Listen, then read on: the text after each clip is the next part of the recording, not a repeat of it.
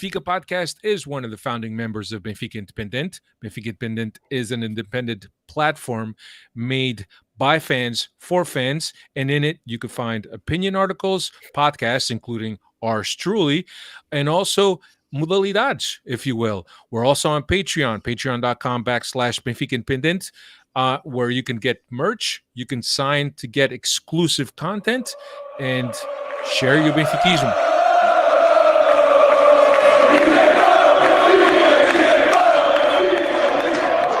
Ser benfiquista é uma crença. É uma religião muito grande. A adesão a um culto.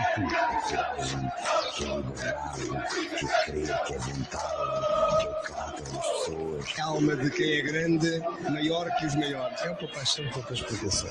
Eu não consigo explicar o que é ser do Benfica. Eu sinto o que é ser do Benfica. É de facto uma paixão. E as paixões são assim, vivem-se assim, intensamente. Aqui não há nenhuma razão. É paixão, paixão, paixão. Ser Benfica. Até à morte. What's going on, everybody? Welcome to another edition of the Talking to the Law Benfica podcast. My name is Alfredo Fumaças, with you as always every week. Myself and the two Oliveiras.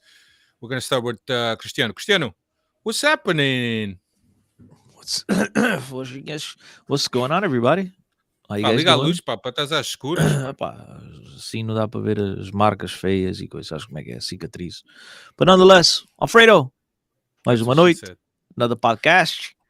Thank you to all the Freddies. I know some of you Freddies were anxious for the podcast to start, which is, wow. I mean, you guys are about the only people that want to hear my voice, so I appreciate it.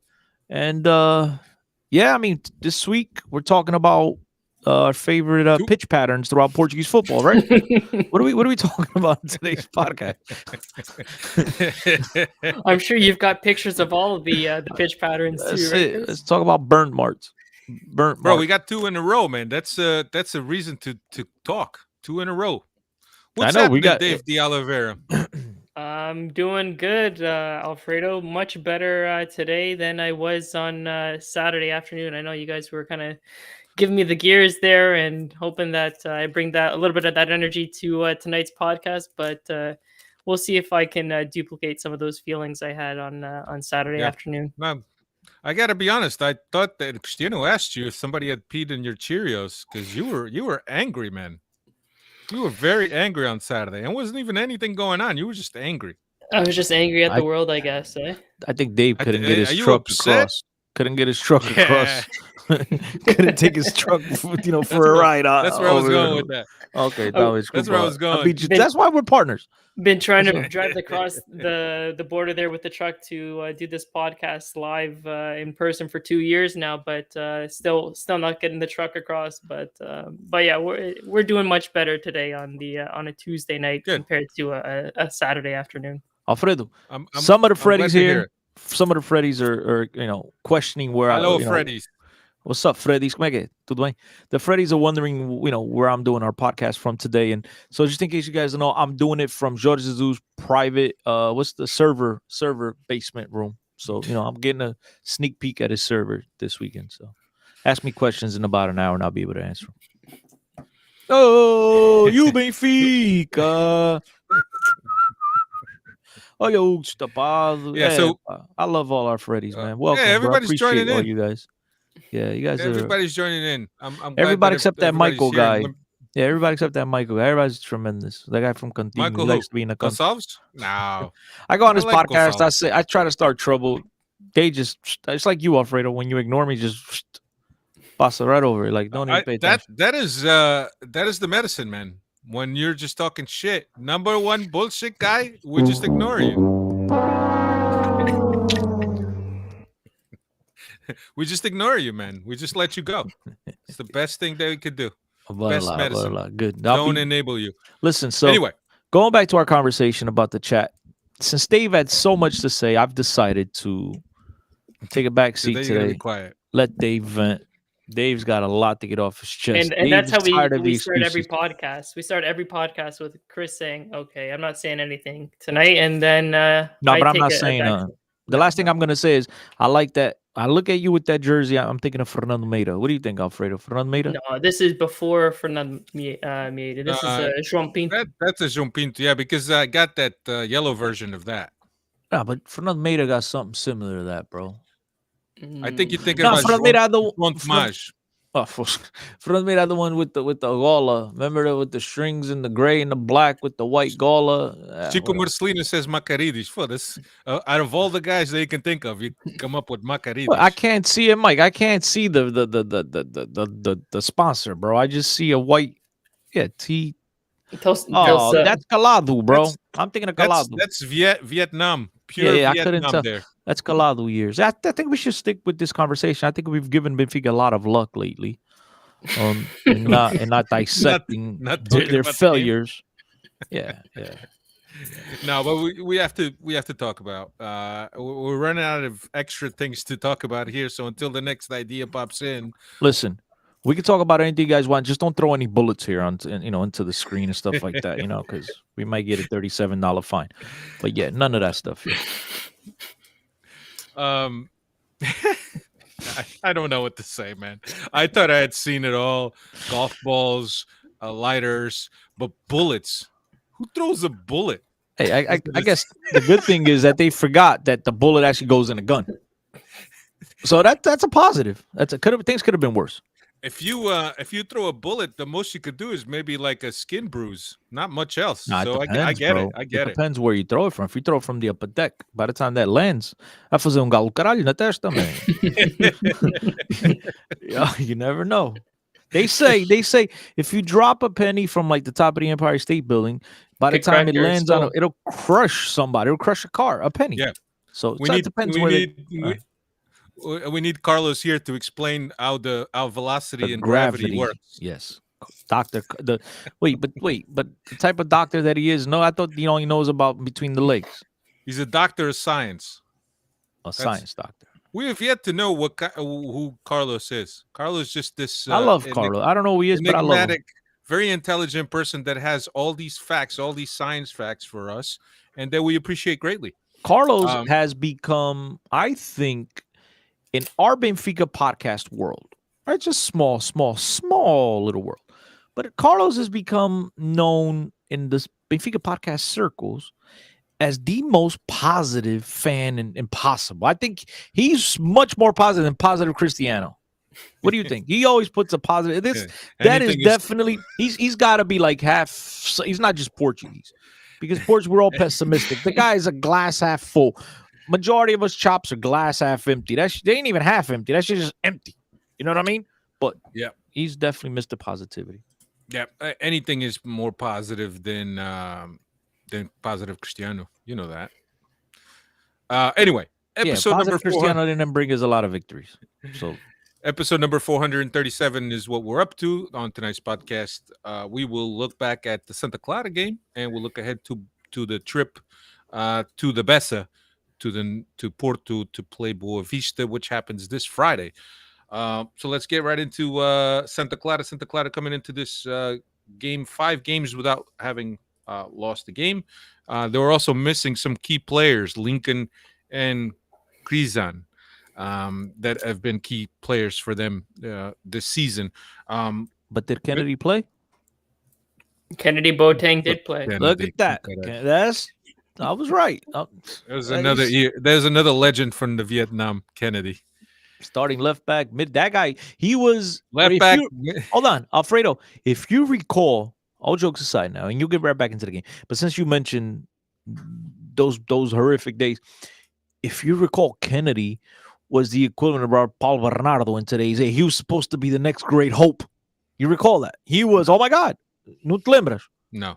Yeah, but you're trying to be nice, man. No, because he was Kennedy was supposed to be the next great hype. He left very not a very lasting memory. Look, that's why I don't remember. No, but you might not remember. But he was supposed to be para gajo in the formação. Era puto novo que jogou ali. He was supposed to be the next. Cristiano, what about Edgar? Edgar was the man. He went on to play to Real Madrid. Now, I don't think he ever wore a shirt, but he signed for Real Madrid, I believe, and then he went to Malaga. He was at the La Coruña, and I think Malaga, if I'm not mistaken. He played a nice little career in Spain.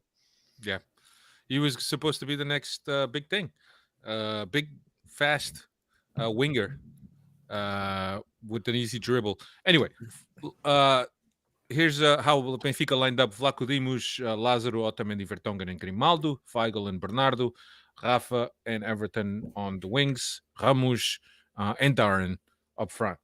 I gotta be honest, and I know that I've said this here last week about seeing certain things that left me encouraged about the progress of the team. And I really thought that that the team played well until we allowed the goal at the 19th minute. I thought there was some interesting combinations. I thought that the team showed some dynamic in terms of the way they were moving and they were showing up for balls and getting balls in passing lanes. I thought it was a good first 20 minutes, and then we suffered that goal on a counter. And I think that after that, because the team's morale is so bad, we were right back in the hole, and we really couldn't turn anything around until the second half.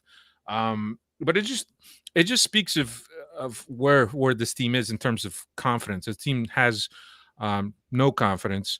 So anything that happens, they don't have the mental strength to recover or to respond.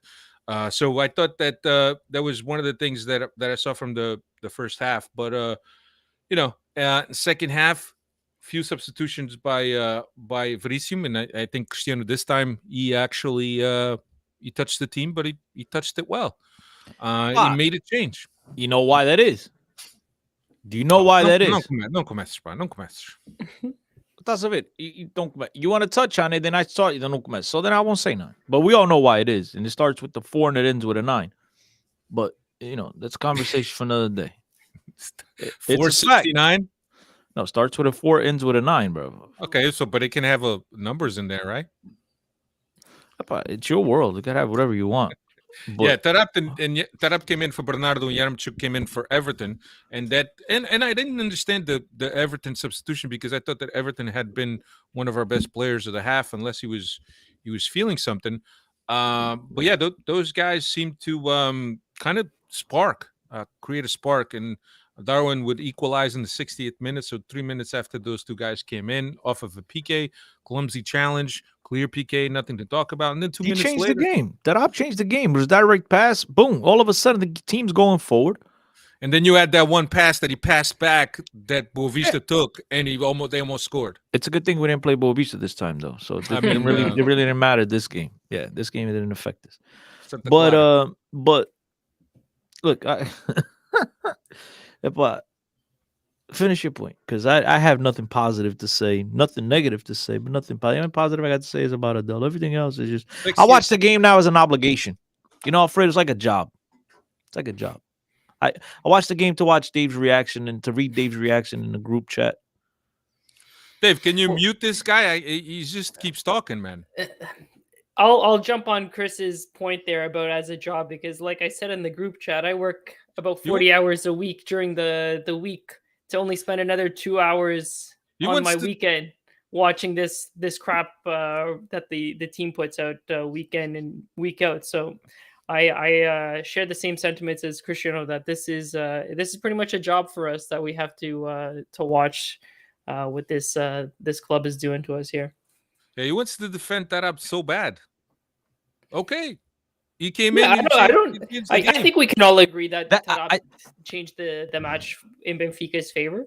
Dave, I'll talk to you, Dave, because you listen to me, Dave. See, I think that's what makes me want to defend him and mention him more often, is that people have such a hard on not to mention any of the positive things you say. They just want to overlook it. But the negatives, Alfredo doesn't forget something about Boavista that happened, I don't know, like 4 seasons ago.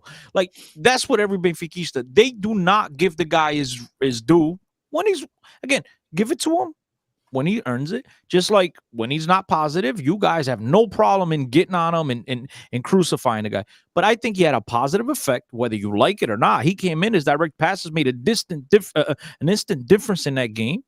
So much so, we got a penalty off of one of his passes, not too long into the game, right? I think he started the play on that, if I'm not mistaken. And all I'm just saying, Alfredo, is for this one moment, let's give him his praise. You want to say the rest of the game didn't particularly go well, that's fine. But he changed it when he came in. That's it. Just do that, and then I'll move on. I think Chico Marcelino brings up a great point. Tarap changing the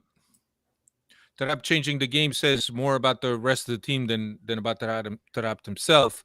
which I tend to agree, because for that position we don't have anybody that could do what Tarap does.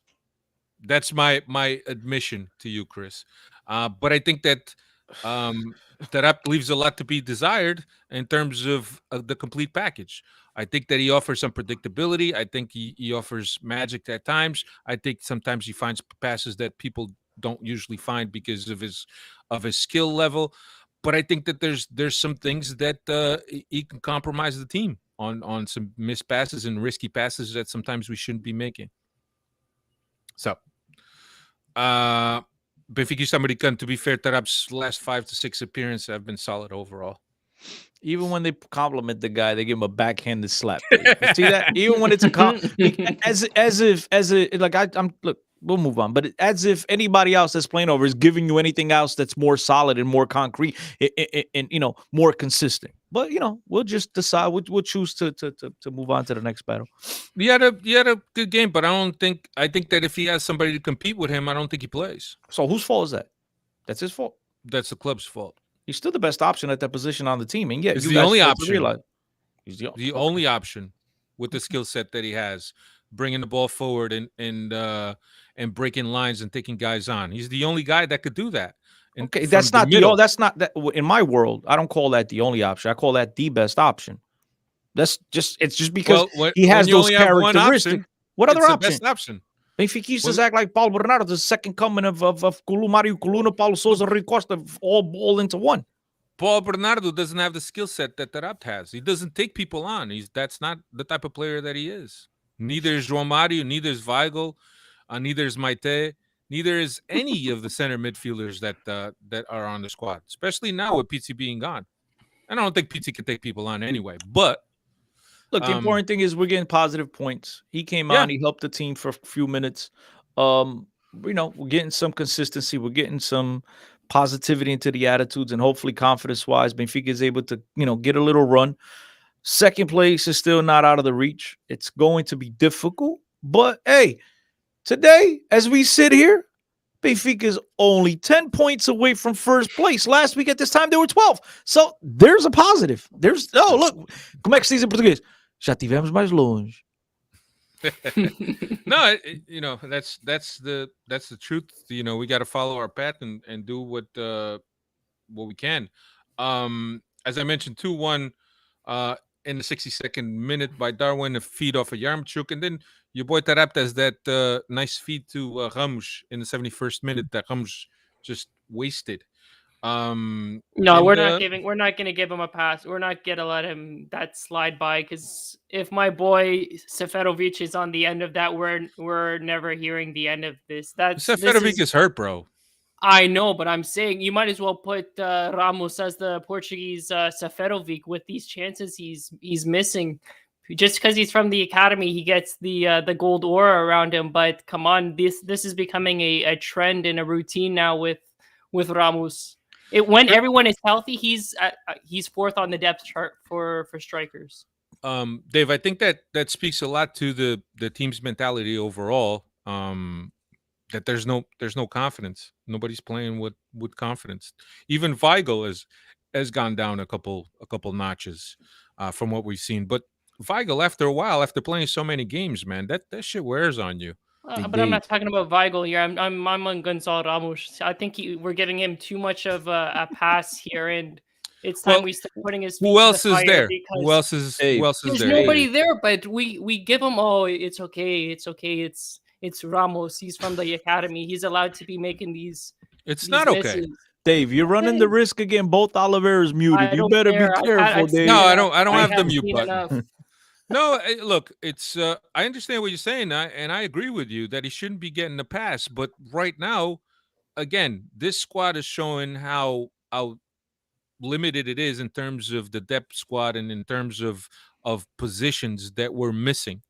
I don't know if you have a better guy to play behind the striker right now than Gonçalo Ramos. I don't think that's what Dave is saying. I'm gonna try to help out Dave here. I know what Dave is saying. That we shouldn't give him a pass. That's what Dave. I think that's we don't what have anyone else. But you're right. At the same time, like our options are limited. You got Yaremchuk, who hasn't lit the world on fire. Let's call a spade a spade. Darwin is better on the outside than he is up top with his back to the goal. As you said, Seferovic is hurt, Pino's hurt. There's not many options. So I think Dave just wants the guy to get proper Dave hate because this guy gets him. criticized. Yeah, Dave wants to bench him, and he wants to put Maite behind the striker.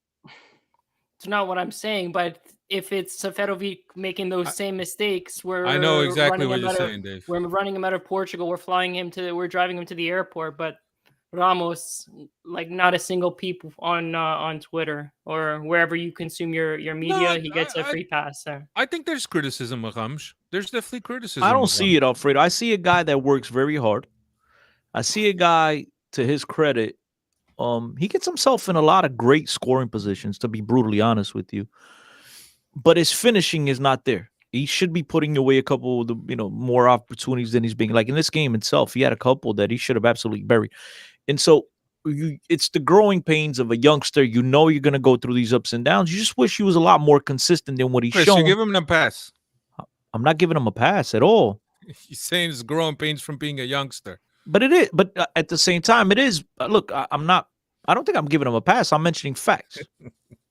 Right? I think that for a while, I've been telling last year. I mean, guys, for those Freddies in the chat that listen to the Benfica on a regular, Alfredo, we had like a confrontation, right? You and I kept going back and forth about, because you thought he earned or he should have gotten more playing time, and I kept saying he didn't warrant more playing time. So I mean, you guys know how I feel about Gonzalo, but I'm just saying he does a lot of good, but amongst that good, there's also a lot of bad. And I think, at the end of the day, strikers are in the game to do one thing, which is to put the ball in the back of the net, and he's not been good at that at all. And I think that's what Dave's trying to say. That, and again, it goes back to, that's why I was messing around about the whole thing about Oliveira's getting muted. But Dave and I today are on the same wavelength, which is Deltarap gets criticized for the same exact thing that other guys do, if not worse yet. Nobody praises them. And what Dave is saying in this case is, if that's Seferovic, social media is lit on fire. Where, I mean, I got to be brutally honest, and I'm on social media as well. I don't see a lot of that hate that Dave, or that criticism of Alfredo that you're saying that you've seen. I don't see that criticism for a kid like Gonzalo Ramos. And I think a lot of it has to do, one, because he's Portuguese, and two, because he's from the Academia. No, I agree with that. I agree that guys from the academy get more of a pass than veterans like Seferovic and other guys. Can we say that Seferovic is a veteran? He certainly isn't in his teens. But I do understand that. And right now, I'm on the same wavelength. I don't think that the guy puts enough chances away or goals away from the chances that he has. I agree with that. But who else is there that we could put in there?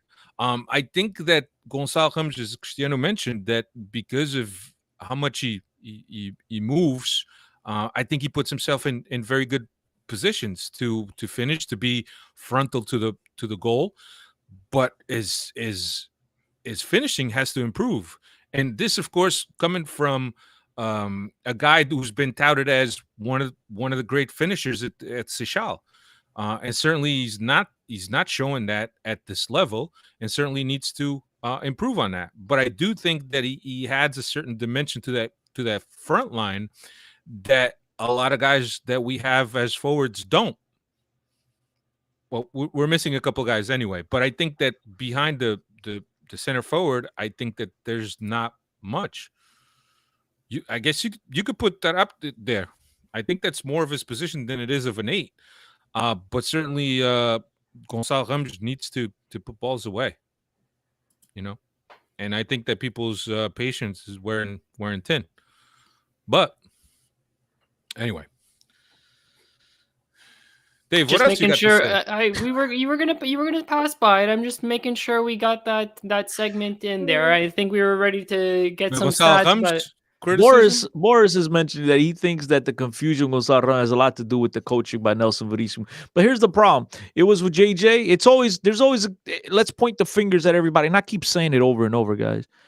And Alfredo, you know me and you talk a lot off air, bro. I think you mute me then for sure. I think you definitely tune me out because I'm always chewing your ear out. But, bro, good players, they figure it out. Obviously, when you're playing with better players, things get a little bit easier. But good players, they stand out on their own. They take it like Gonzalo's doing enough to get himself in certain positions. It's just his finishing is not there. Is it to do with confidence?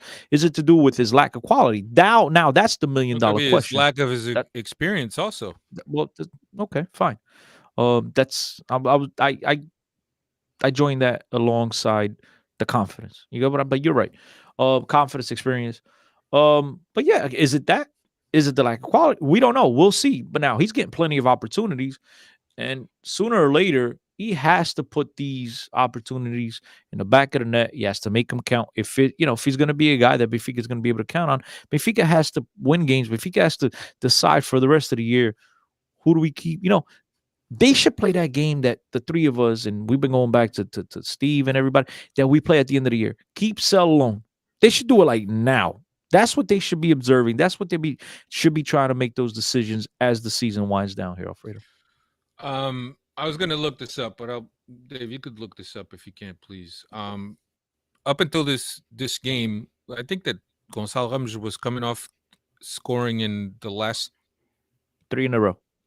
2 games, 3 in a row. Three. He has scored 3 in a Or row. was if I'm that not Everton? mistaken. Three league games. Yeah, So 3 league games. he scored now 3 out of the 4 last league games. Yeah, he didn't score this one, right? But he scored the Yeah. previous 3. Yep. So he's putting the balls away. He's just not putting as many as he should because of the opportunities, and some of them glaring, that he's had. I get that. I give him that, and I agree with you guys that he needs to put more balls away in order to continue to deserve chances. What's he got? 4 goals on the year, Alfredo? I Is don't it know. 4? I I've got think it it's out of I think here. it's something like that. 4 and It's 30. 4. Yeah. You know how many appearances? 32. 32 appearances. He's appeared in that many games. We've played that many games already. Yeah, between all Benfica. competitions. Bro, we making Champions League run, Taça da Liga runs. I mean, this team, Tatu, everything's working, bro. We're going making deep runs, Alfredo. Yeah. Look, I think that the most important, and I think that everybody agrees, is getting those 3 points, and especially on a week that your rivals are playing each other, you need to take advantage of that situation. It's the most important thing, and then building on the momentum that you're creating, albeit the slow one. I think that the morale needs to be raised, and I think that the consistency in results is needed, because otherwise I think that we're just going to be spinning wheels, and I don't know. I have regardless of whether I rate Nelson Veríssimo or not, I think that this team has gone through almost a preseason with him taking over, because there's been a lot of changes. So the team is still trying to assimilate his ideas. He finally made substitutions that were effective this game. We hadn't seen that since he took over. So I guess that's a positive also. But as I mentioned, I think that the 3 points is really the biggest thing that you could pull from this game, along with the fact that we've become dependent on Darwin, right? Because he was away international duty, and we struggled. Darwin, I think that last year we spoke here, and Cristiano was very adamant that we paid way too much money for a guy that played in the Spanish Segunda. And he wasn't as good as we thought he was going to be, but he's kind of found ways to find the back of the net this year. I think he's just a couple goals short of 30 goals in all competitions, if I'm not mistaken. So, and it could be just the fact, like Chico Marcelino was saying, that the team is not great. So any guy that's playing a little bit better stands out. I don't know. Diogo Reis says he's a Seychelles hugger. So 23 goals. I Gonçalves still says. think we paid way too much money for Darwin, but I mean, to his credit, he's looked like a totally different player this season than he did last season. He's absolutely carrying Benfica. When he's on the field, it's a totally different Benfica. We pose a threat, even though we go huge spurts of the game as if we're, I don't know, playing everything but a soccer game. But he finds a way, just like this past weekend, he steps up for the penalty. That's not on him, but whatever. He gets the penalty, converts it. Then a minute later, boom. That's what these special players do. That's why these guys get paid the big bucks. That's why their transfers are ginormous bucks, because they could get a game like this where Benfica started off well, then all of a sudden it looked like, the game in Solteiros contra Casados again. But then you get a player like that steps up with his magic, and he's able to make a difference with that one play. And, to his credit, I'm a guy that still, I'm not sold on Darwin, but I gotta admit, he's done a complete turnover this season. He's been a tremendously different player. And it's exciting to see. Now, he keeps playing like this. I don't think we see him here in July, at the end of July, but that's a conversation. That's something we should worry about at the end of the season. But I just wanted to praise him and say that, because I'm a guy that bashed him. And as you mentioned before, I have no problem admitting when I'm right, when I'm wrong. And I think to his credit, man, he's turned it around, and the dude is by far Benfica's most dangerous player this season. Yeah, because Rafa really took a dive. Yeah, Everton Rafa is sleeping. emerging. But here's the thing: if I'm a scout for a team, I'm recognizing Darwin's raw and talent and ability, right? But I think that he's still somewhat green in a lot of aspects. And I think that if I'm a scout, I'm probably leaving him where he is. And I'm not just saying this because I'm being biased. So we could hone up and polish his skills at a level where is not as high as the Premier League, as a La Liga. So I think that you kind of want to leave him here because the pressure is not a big pressure of being bought by 60 million or whatever he's going to go for and going to the Premier League. And then he has that price tag on top of his head already, and the pressure to give results, to put results on the field. What you say, Alfredo, makes perfect sense. Perfect sense. But it's never going to happen, because there's no team that's going to risk not acquiring them now or coming in early and picking them up, and risk someone else coming in picking them up, and all of a sudden they miss the next big star. These teams would rather be, have him in their facility playing for them and have him be a bust and showing up to the party late and having him leave with somebody else and becoming the hottest, prospect on the market or player on the market. Then so there's no way that he's staying at Benfica past this summer. I seriously doubt that he stays at Benfica. But what you're saying makes perfect sense, though. Yeah. Dave, anything else? Any more hate towards Gonçalo Ramos before we could get into the stats? Not on Gonçalo Ramos. I think we. Who else do you want to hate on, Dave? Because you were hating on a whole lot of people on Saturday. Vlaco Dimos. I don't know if he rubbed his gloves with Crisco before the game or at halftime, but that man could not grab a ball to save his life. Is that anything new? He probably did his hair with his gloves on. That's probably what happened. Maybe, but isn't that gel supposed to be sticky? That's why I'm saying. Don't they got the gloves, Dave, with the sticky stuff? The gloves have the. I don't know if he was making masa or what, but he was definitely had Crisco on those gloves, and no ball was sticking to those gloves, just slipping right out. Maybe he had Vaseline on his gloves.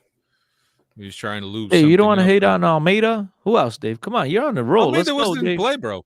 Almeida's good. He's good on the bench. He can get some experience off Luizão and move up to the director's board. I'm sure that's his next step.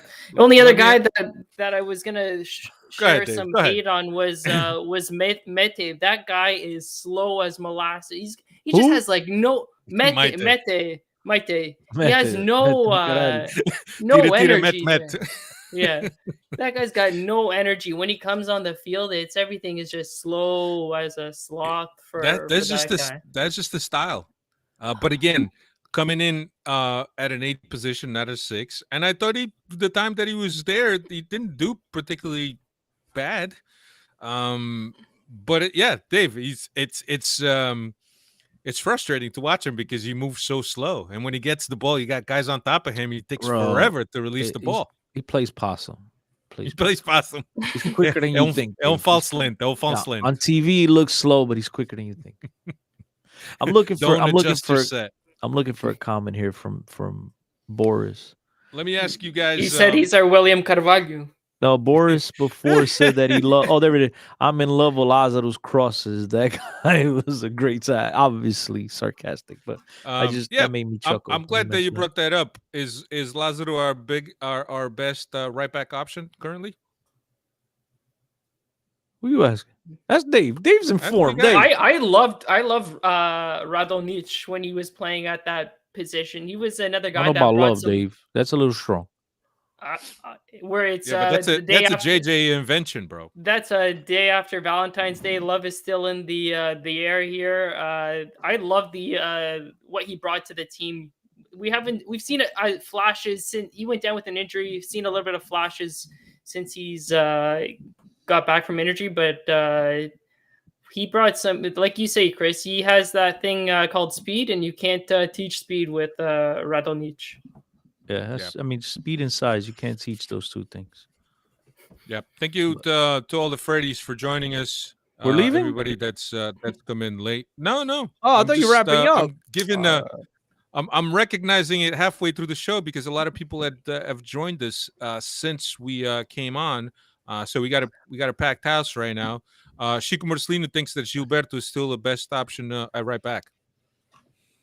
Gilberto is working on his mixtape. That's why he hasn't been available to Filming music to videos. play. He's coming out with the collaboration with the Snoop Dogg, Dr. Dre, Eminem, Mary I was J. gonna Blige. say that you worked on that choreography. He couldn't make, he didn't have his passport. He couldn't make it to the Super Bowl, but he was going to partake in that. It was his idea to hang 50 Cent upside down. More like $1 now, but yeah. Yeah, Chris, maybe that's the new sexy, man. That's where look, I fit right in. I gotta be fair. I gotta be honest. I didn't come up with this, but somebody, I don't know where I've seen it. Somewhere on social media, somebody said, most of you are cracking up, but none of you look the way you did back when 50 was 50. You all look like, well-rounded yourselves nowadays. So yeah, I mean, yeah, I'm a little thicker now than I was back in the days as well. So I can't hate on 50. Hey, Cristiano, like my dad says, a velhice é uma chatice. Esquece, nem quer lembrar. Já estamos aí para lá, mas... Dave, stats, bro.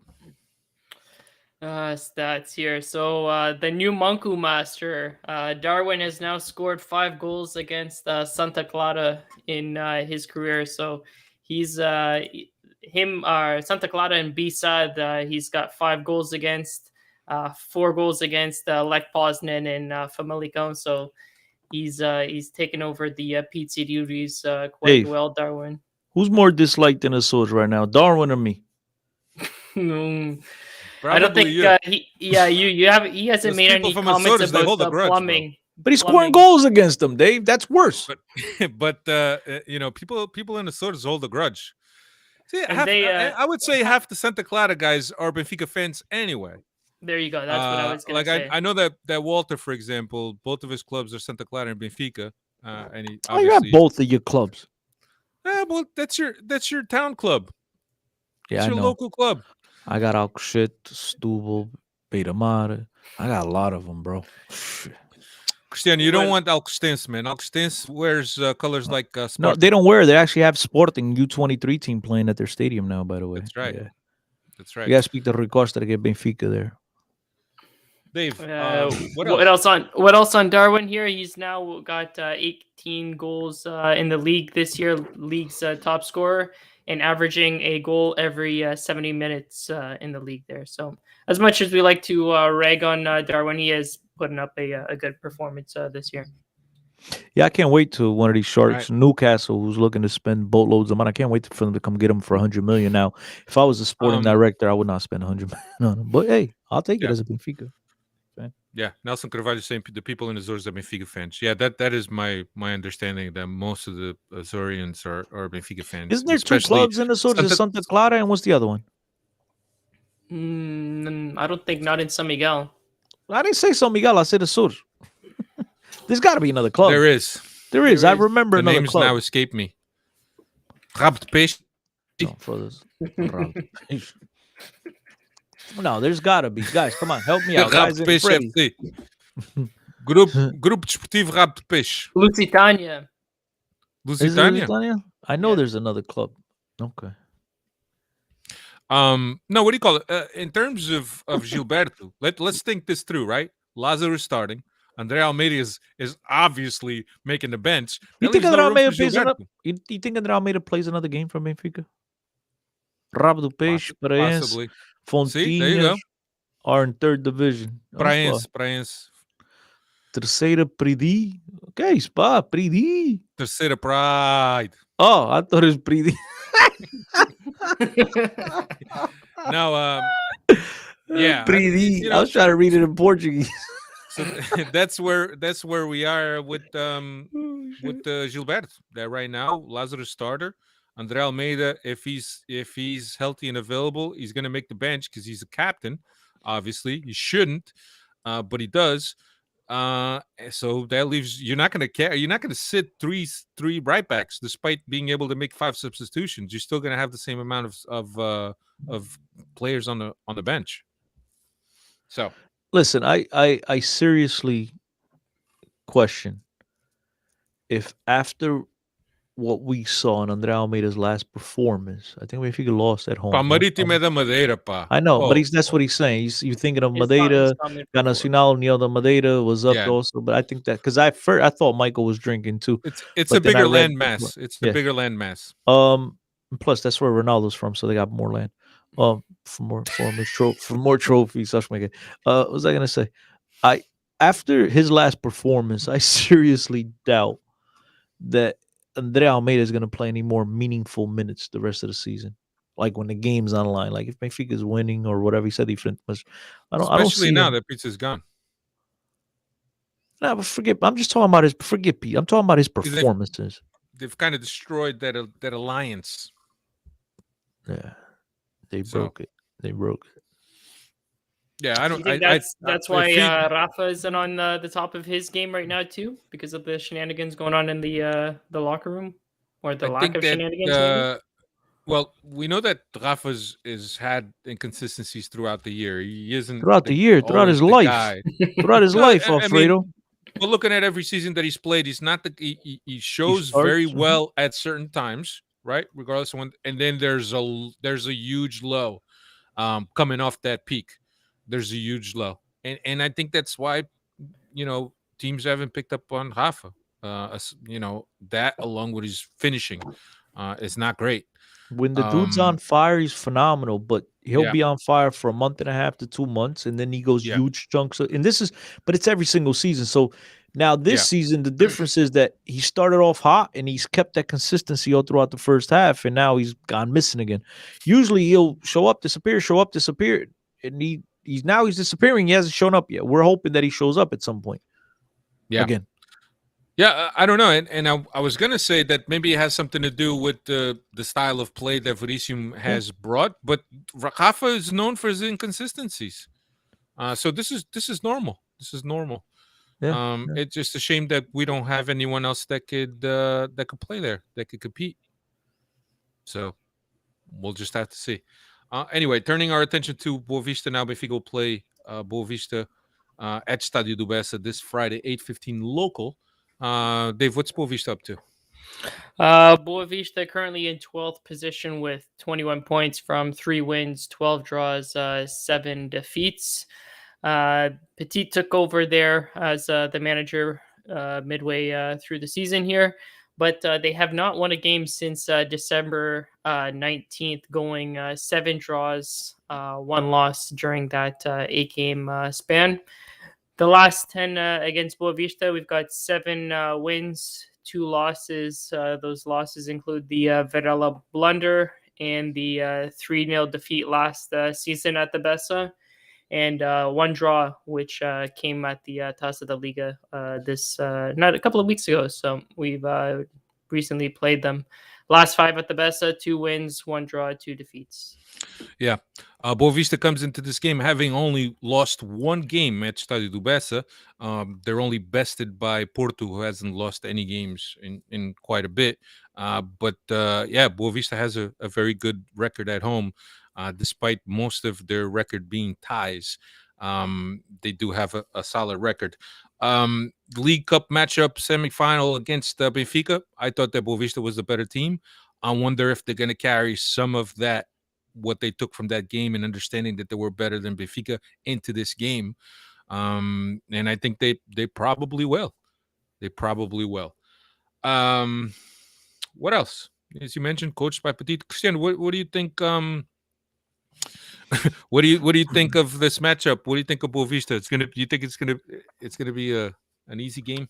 I hope no, not at all. I hope that Verissimo and his coaching staff looked at the game tape from that one, what was semifinal, final four of the Taça de Cerveja competition in Leiria, and I hope that they make huge adjustments because that game, that was not good. I mean, I think we spoke about it here on the podcast after the game, which made the statement that if you didn't know Portuguese football, you had no idea that Benfica was playing in red and Boavista played in black and white and checkered shirts.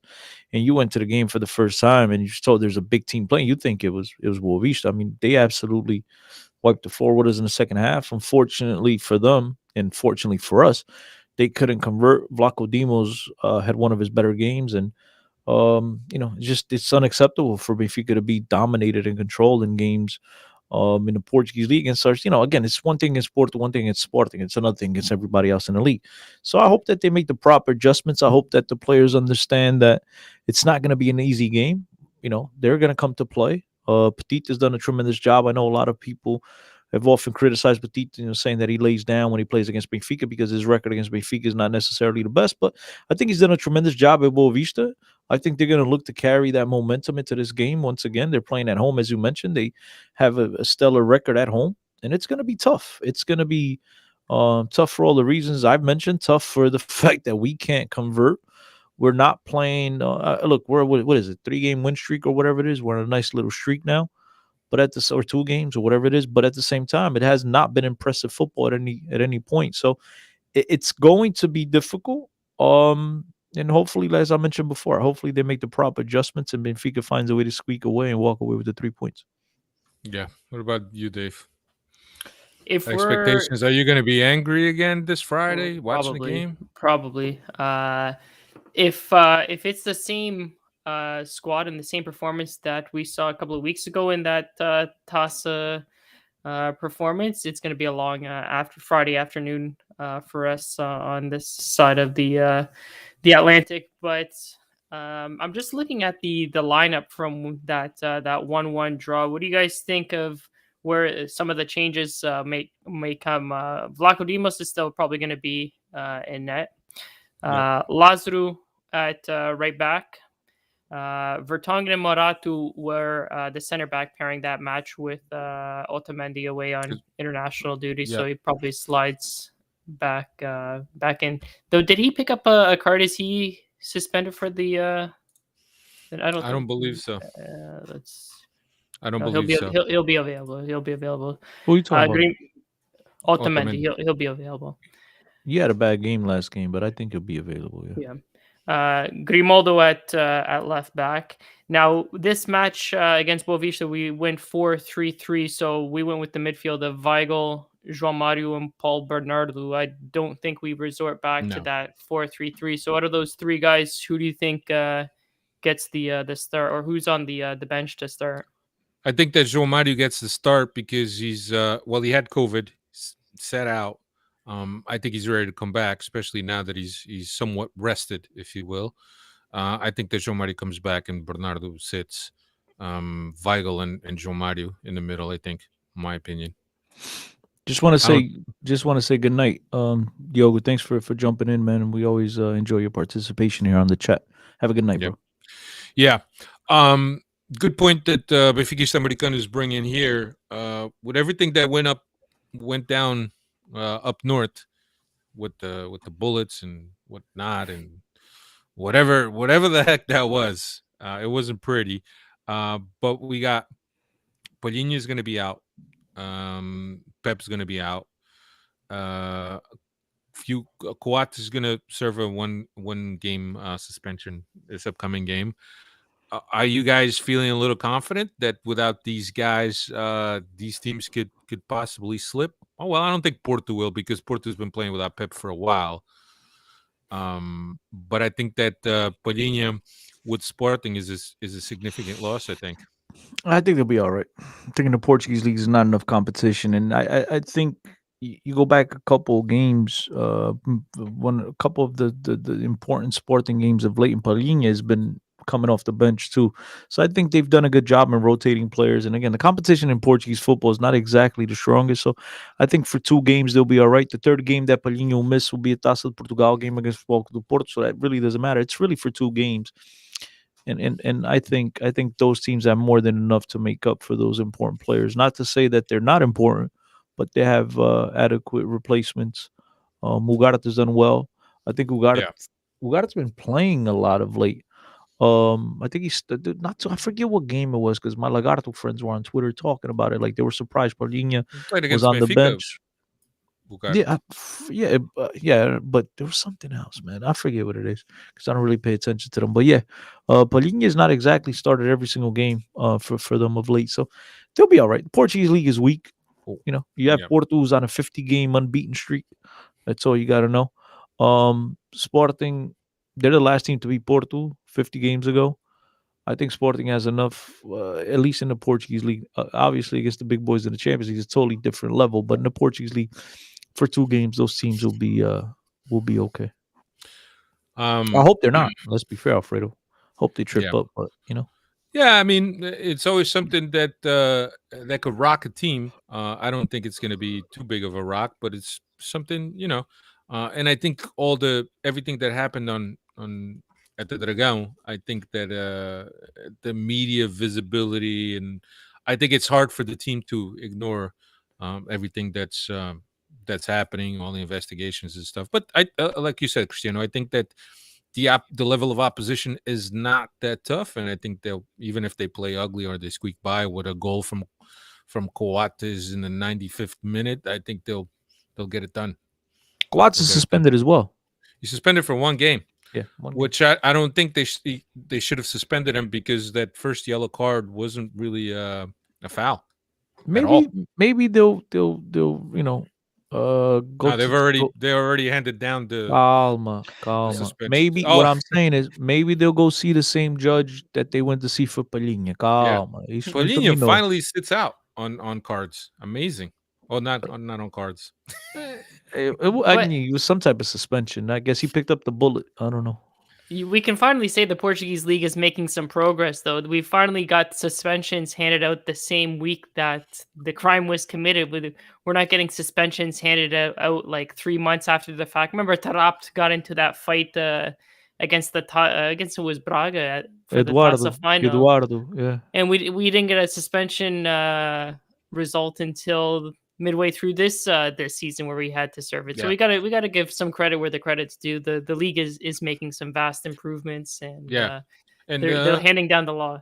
Yeah, and everybody's the big thing on Twitter today was when the suspensions came down on Palhinha, that Taarabt got a much bigger penalty than Palhinha has got for probably the exact same thing, which was a push. Palhinha had a hand in the face of Marquezine, but that's been the big topic on Twitter today. Has been, can you tell the differences? To me, the big topic is how in the world, Alfredo, is the club who played the home game, obviously, have their usher, whatever the hell you want to call people working the game and throwing stuff at play, and they don't get any type of fine, multa, nothing. It's they're above the law. That's to me the laughing part. They're above the law up there. Well, did you hear about the one inspector? I don't know if he was a judge or an inspector. Estoril, that the stadium was crashing? No. Oh, no. There was a guy that went from Lisbon for the investigation to listen to some wiretaps in Porto or review some documents that were about to be opened by the court. And as it turns out, the guy died up north. They did his autopsy and they cremated him all up north. And the guy's from Lisbon. It's a strange thing, but that's also one of the topics that has come up this week in the media. So run this again. So wait, some kind of an investigator. Investigator for what? for one of these cases that are going on with Porto, right? You went up to Porto to verify either or to listen to some wiretaps or some documents were gonna be unsealed, and he was gonna review them, and he's part of the investigation. All of a sudden, he died up there. They did an autopsy, and they cremated him all up there within like 2 days of this happening. That sounds like one of these ought to make a murder Netflix series. I don't know, man. That's too Gonçalves, much to help me out. I comprehend. know that Gonçalves knows the story because he's usually up on. I everything. don't. I've never heard of that. I've never. It's the Yeah, first you time I'm only, hearing. you only read the big titles, the big letters. You don't read the small articles. Nice. That's a waste of time, bro. I got you to do that. That's true. Here we go. Here's Michael. It's like the guy that who committed suicide in Porto by shooting himself. But he must have swallowed the gun at the same time. No weapon near him. Hey, Michael, what was the story there with that inspector that went up north, man? Do you know that? Hey, but that's what he's talking, bro. I don't want to talk about. I mean, No, I'm just Here we go, saying here we it's like because look, we were talking about everything that happens up there and how the cops are basically look the other way when anything happens up there, and this kind of ties in. Yeah, he had a heart attack, asked to go back to the hotel, and they handled the whole thing in 2 days. what about his family? This just sounds crazy, bro. This is too much. It sounds Muita crazy. água para o Go meu read barco, it. bro. This is too much. This is nuts. It's in the media. It's in the media. Is it? But What obviously- media? Let's not Yeah. drag the media look, into this. They don't have the there's- best there's track what, record right now. Sam The guy TV. was Breaking. Sam TV. Última hora. Morreu guy um was- gajo, foi enterrado, queimado. Desapareceu. The guy was set to review emails related to this Porto corruption case. Coincidence, all this happens. So it is what it is. You know, it's like the that referee. I think you guys know he was on Twitter today. There was a video of him on Twitter. He was talking about things that happened. And I think his answer was like, why didn't the law come down? And he goes, oh, porque estamos em Portugal. That's what he said. So I actually have it here. I'll see if I can play it for you guys. But look, it's something that I don't know, man. It's just got it. Let's see what he says. Peraí. Ok. Um agravamento da sua penalização porque ele estava a cumprir um castigo de um mês de suspensão. Então como é que pode estar relevado? Estamos em Portugal, como é óbvio. Pedro Henrique. Não pode Talking estar about relevado, Hugo não. Viana, how Hugo Viana was Isto é on the incrível, field. mas não acha? É incrível. successfully suspended. Não pode. He got 20 days. You got 20 days now, but he was supposed to be doing a 30-day suspension. But yeah, so somebody was asking how is Hugo Viana on the field, and he said estamos em Portugal. You know, whatever. Anyway, Dave, what else you got? You got any more anger? You're very very subdued today, man. Did somebody give you they don't call month?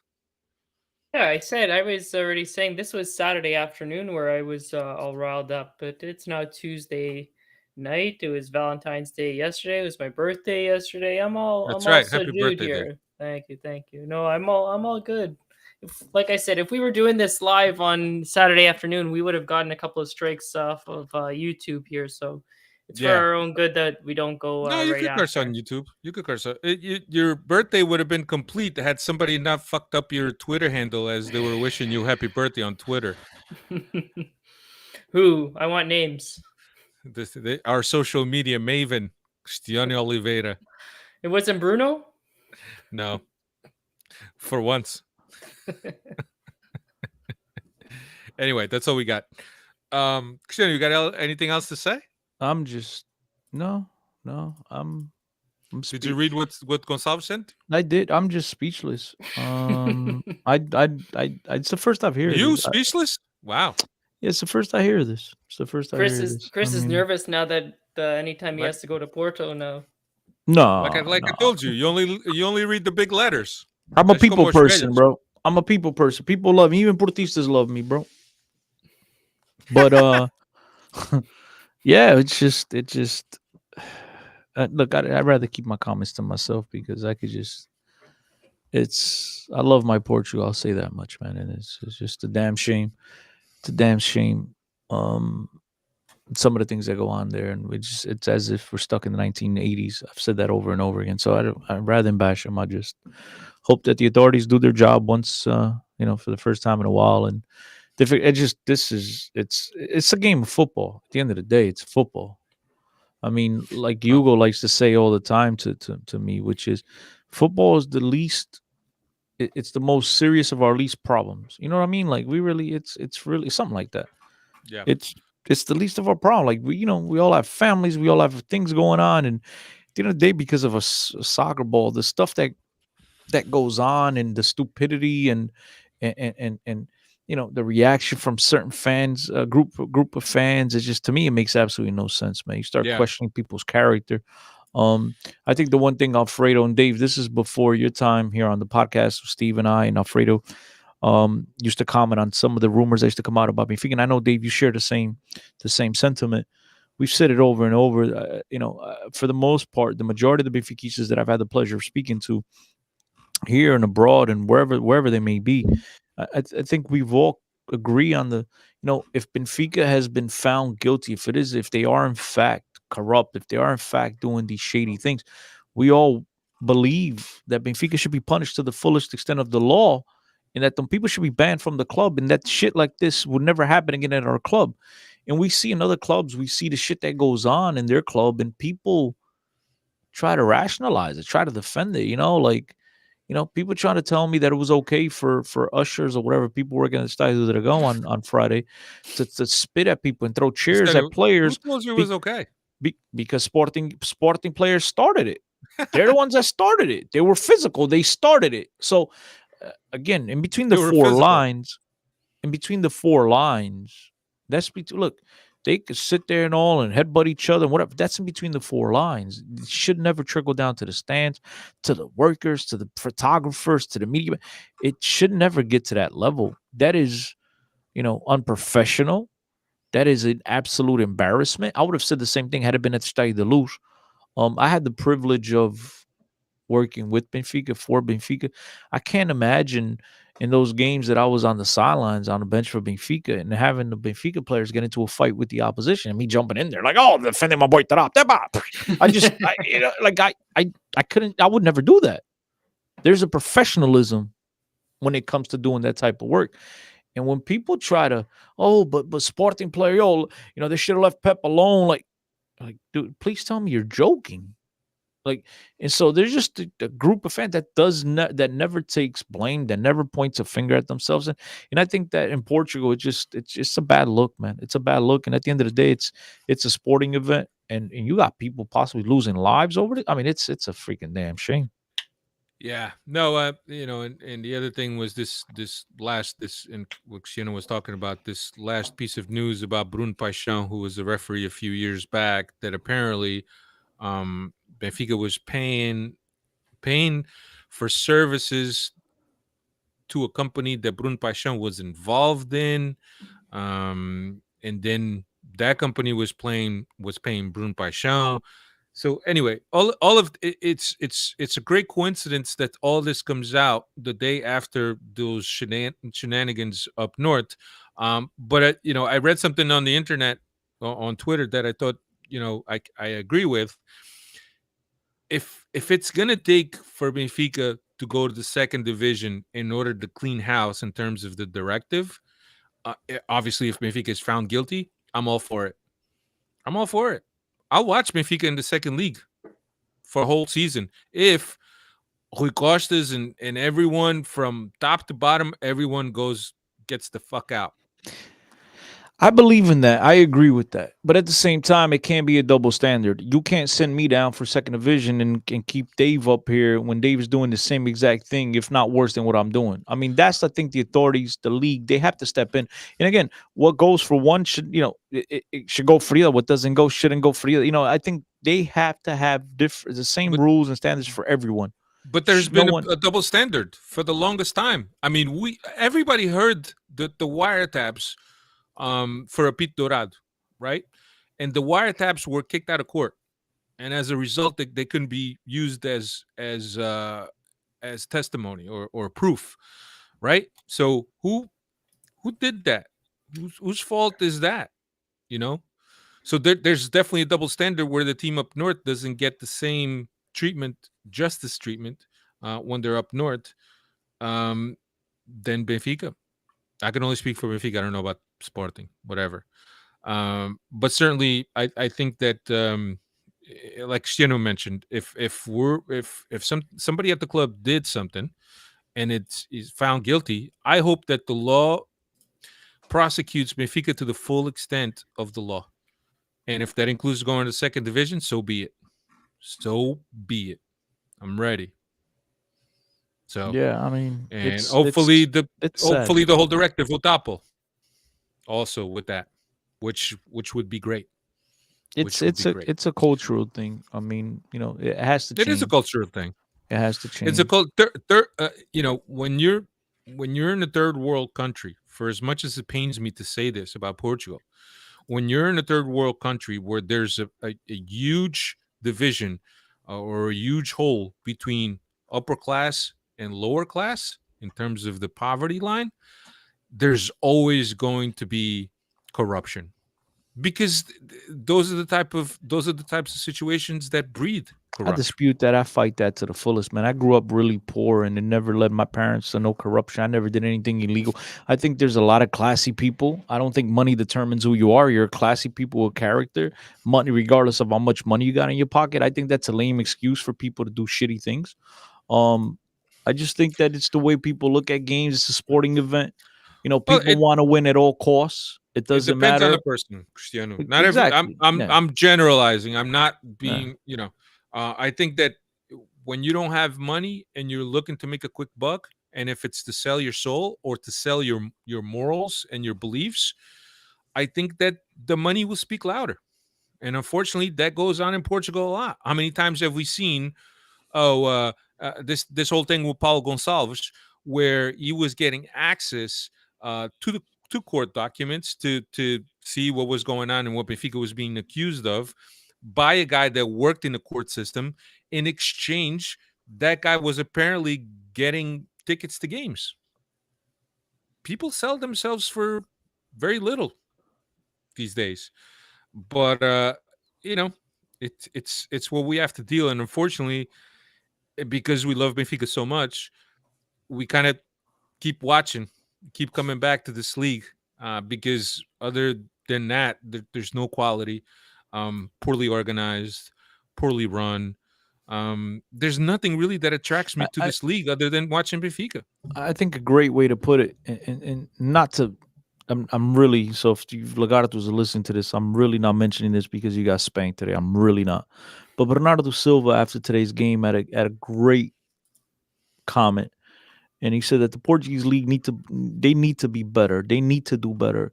I think I'm quoting here somewhere along those lines. He said, in other words, he said, that he watched the game. I guess they were watching a huge game. They're trying to scout their next opposition on Friday. This is past Friday, against Porto. And he said, "We're watching. I'm watching my game with my teammates, and this is it's a joke. It's a circus. Portuguese league needs to be better. The officials need to make sure we're better. The people need to make sure we're better because the image that it puts out to the outside, it's not a positive one. Like he said, as he was embarrassed. Yeah. It just, if that's the product, that's the image, that's the idea you want to put out to the rest of the world, so be it. But if you want to be taken serious, man, the league needs to step down, needs to come down hard on these people. But at the same time, how hard could I come down on you, Alfredo, when I fear for my family, when I fear Yeah. for the next step I take? So, Yeah, Brian, I agree with you, man. MLS is much more, or despite the problem about the re- relegation and promotion, I think that the way MLS is run a lot better than the Portuguese league. And look, there's a lot of intricacies to the MLS. There's that GAM, there's that TAM, there's this, there's that. No relegation, no promotion. There's a lot of things that need to be fixed within the MLS. But when you have individual owners that invest millions and millions in these clubs, do you really expect them to go down and play USL? Not even close. They spent a lot of money for the team to be in MLS. And there's no way that after a season, which usually rookie seasons or debut seasons for MLS clubs are bad, generally, there's no way that after investing that much money, the guy was going to be relegated as a result of a poor season. But I still think that the Portuguese league, not only the Portuguese league, but I think there's a lot of leagues in the world that could take some pages off the MLS and the way the MLS is run. But anyway, that's my two Not cents. just run. It's not just run. It's just the way. Like Cristiano, we talk about the media access all the time here. Yeah, but here we could be I don't see. I think Carlos mentioned it about the regionalism, right? The regions in Portugal. I don't see because you don't see the professionalism now. You see reporters from up north asking instigative questions. When they come south, you see guys going from south to north. At the end of the day, I've been in a lot of locker rooms, Alfredo. We've had the privilege. You've been beside me in a lot of them, and bro, we're professionals, regardless of who's in the house at that day, regardless of what part of the country you're from. In the United States, I think being a professional journalist, being a professional media member, there's standards that you have to abide by. It's not, you can't just go into a locker room and start, pulling a Dave de Oliveira and spewing off and hating on everybody. You know what I mean?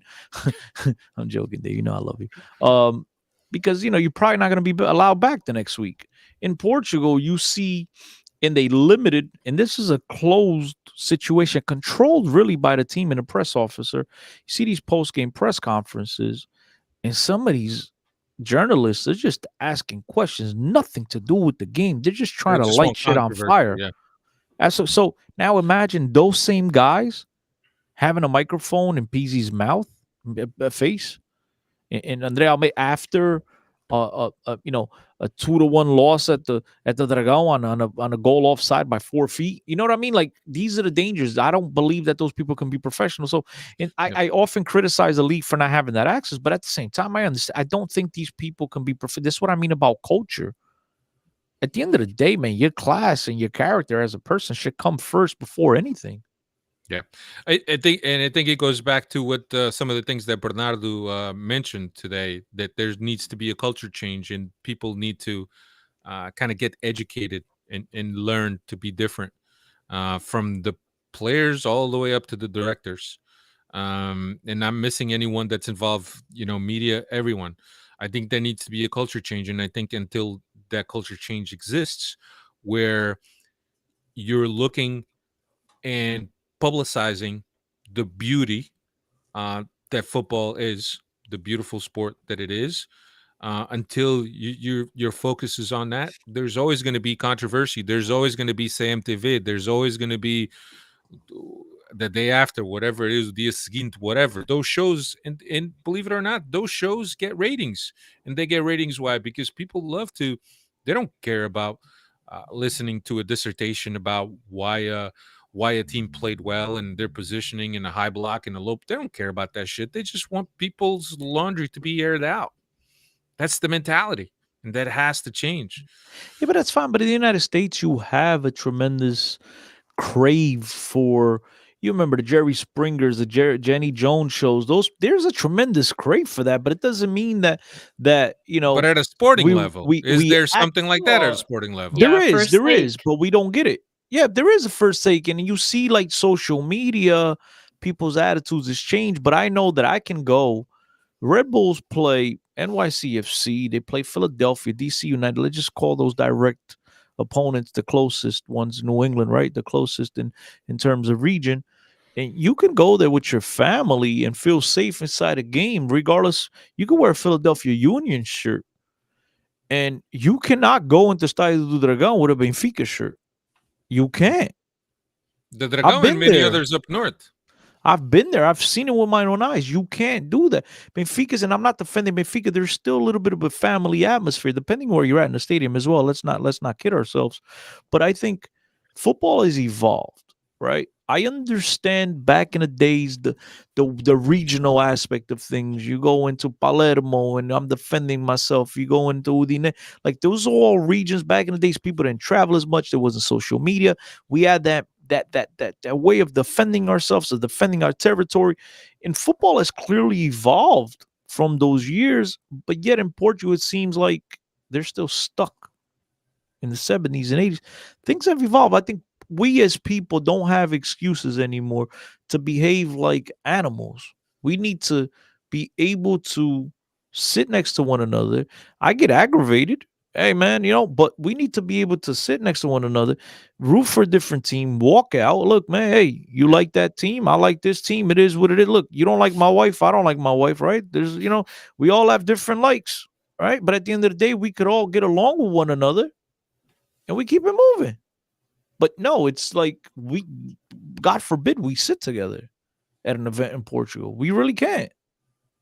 And it's like, so it's football for a bunch of people that just want to bite each other's head off, or do we want to make this a fun event for the family, for the sport to grow in the country, right? We want families, we want kids to go, because remember, kids are tomorrow's fans. They're tomorrow's customer. And if you make this a scary situation, you don't make this a comfortable situation for these kids to tune in. Nowadays, you have the option of sitting in front of your TV, in front of your computer screen. You can watch Manchester United and Cristiano Ronaldo. You can watch Real Madrid. You can watch Formula One race. You can watch NBA, MLB. You don't have to get out of your house and feel threatened for a second. And you can watch every sporting event in the world right from the comfort of your own home, as opposed to having to worry about, wow, if I go into Estadio da Luz with a Sporting shirt, am I going to get beat up? It's not a healthy thing to go through, and people need to understand that. That's culture, man. And look, I like the fans, I like the clock sitting there, supported, screaming. But again, I don't condone violence, man. Sit there, support, intimidate. I'm okay with the intimidation stuff, whatever. That's fine. But there's a line. It's a sporting event. It's the least of the most important things in your life. Yeah. No, I don't disagree. I think there's a lot that needs to be changed in Portuguese football. But you're right. Carlos saying it's uncivilized, and this obviously coming from a country where the literacy rate is probably one of the lowest in Europe. So take it for what it is. But the fact that you can't read doesn't mean that you can't be respectful to other people. So, by the way, Brian Peters, first time I see you here in the Freddie chat. Appreciate it. But talking about your unpopular opinion about having people come in, I've been preaching that for years. Benfica needs to get away from this sócio model. My problem with that, and I do understand the benefits from it, as you mentioned tons of times. I think that my problem with that is that you will lose your voice, much like what voice do you have now? Manchester United. Cristiano, you can go to assemblies, you can vote on things, they you can still approve don't things. Do anything about it. You could vote. You could pode convocar umas eleições to dethrone the president. There's a lot of things. There's a lot of power that socios have. From 1994 until 2022, that's what, 28 years, correct? We've had stabilization in 28 of those years. I'm going to be fair, 10 years, if that's not already a lot. Things have been stabilized. And it could all been a crock of bullshit for 10 years. That means that there's 18 toxic nonsense years. What has those convocatorias of assembleias geral, what has that done for you? Absolutely nothing. All you keep doing is voting some people in. They're going to take advantage of the current situation over and over and over again. I just finished stating to you and all our listeners that Portuguese culture when it comes to sporting events is stuck in the 70s and 80s. And again, the model of this sauce you shit is stuck. It's a model that doesn't work no more in European football, with the exception of Bayern Munich. They do a really good job, but that's different culture. Those are people that are civilized. Okay. You go to Barcelona in Real Madrid, they give you the whole sauce you stuff, but the presidents, they run the show. But Cristiano, better to have a choice than to have no choice, right? Well, you know what, Alfredo? Based on the last 30 years, I wish we didn't have a choice, because all we kept doing is electing dumbasses into the to presidency. But you So still I'm have a not choice, sure. right? It's choice that you So- keep getting wrong. The choice they keep getting wrong, but you still have a choice. But Alfredo, who's to say? But see, this is the problem I have with Like, people. we, with that. we don't live in China or North Korea. Or Canada. We have, Opa, mas Alfredo. But why is it that when we talk about, I remember for many years, and you know this very well, here on the podcast, we'd get into these conversations when we talked about electing the new president, which I was tired of Aurelius at the time, and it was, but who else? Why not? Oh, but who else is there? Well, and the same thing with the ownership now. Why do we always go to the terrible examples? Why is it that all of a sudden, if Benfica gets bought out, has a majority owner, a guy that's going to come in and invest his hard-earned money into making this club a better club, why is it all of a sudden we go into Manchester United? Well, Manchester United has won a couple of Champions League over the last 30 years. Have they not? I would trade 6-7 years of circus as Sport Lisboa Benfica for 2 Champions League, because guess what? We get 10, 12, 15 years of circus and no Champions League. We get out of the group and we throw a party. We beat Barcelona in the group stage game and we threw a party as if we won the championship.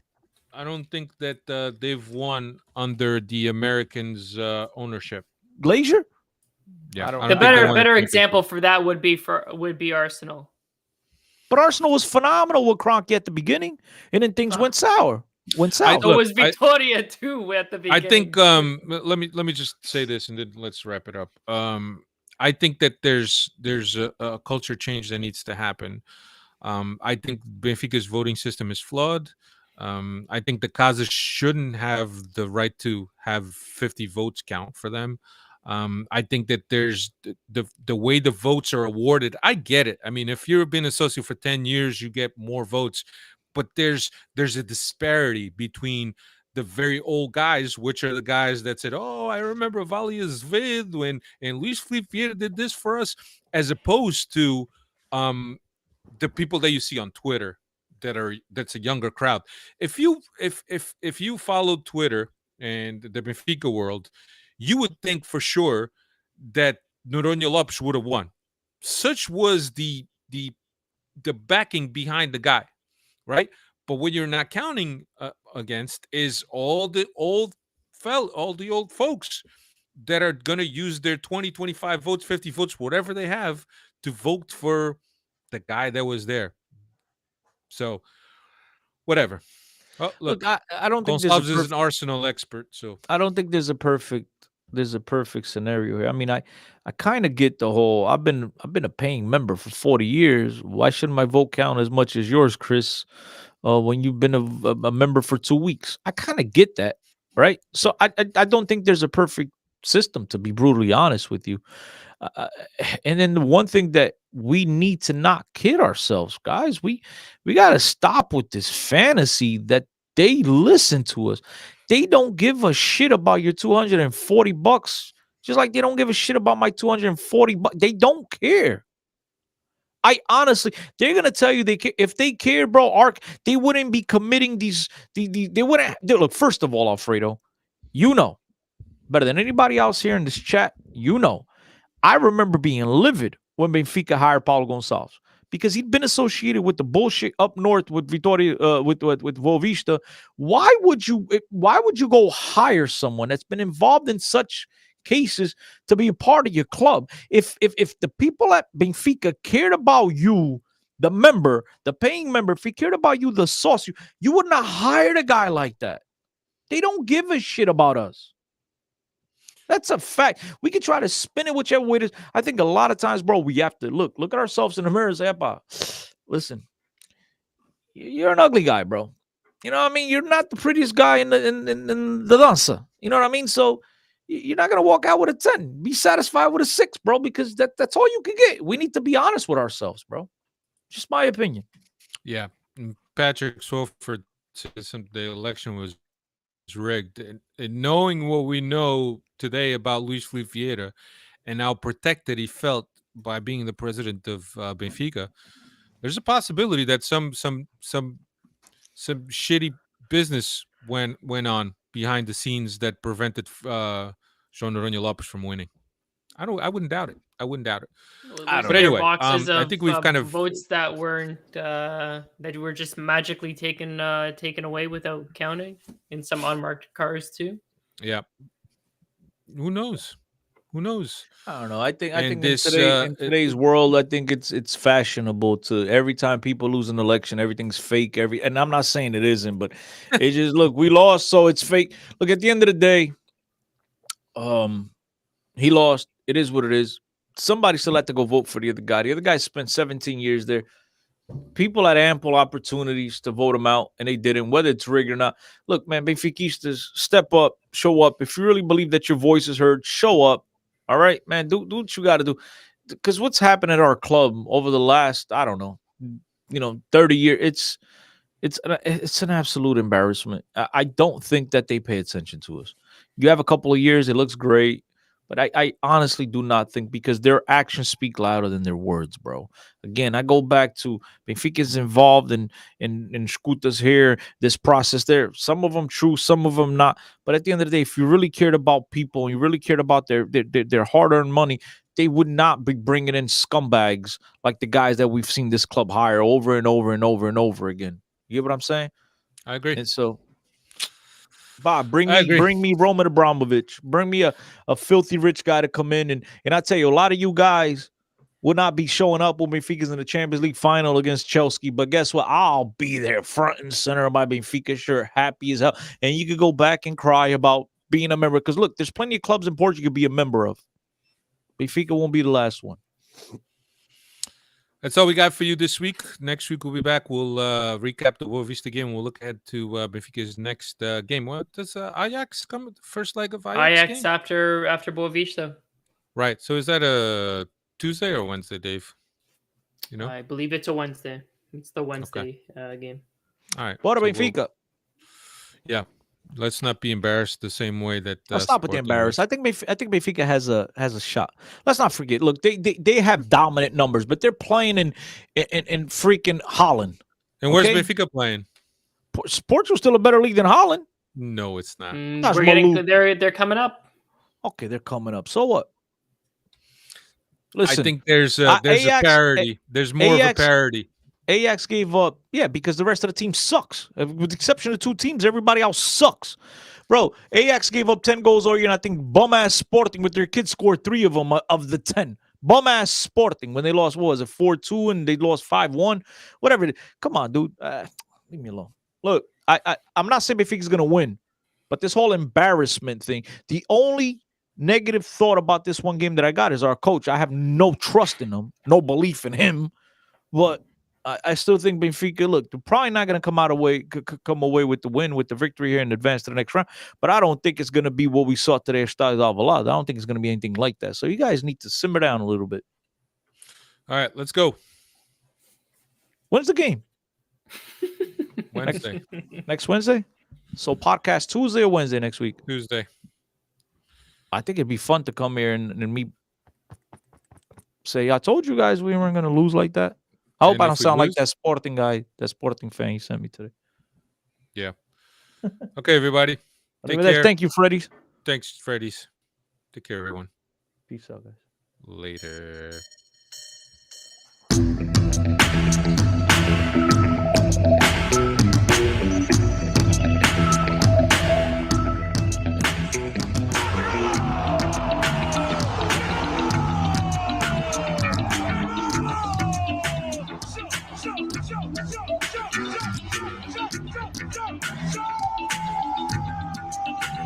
Show.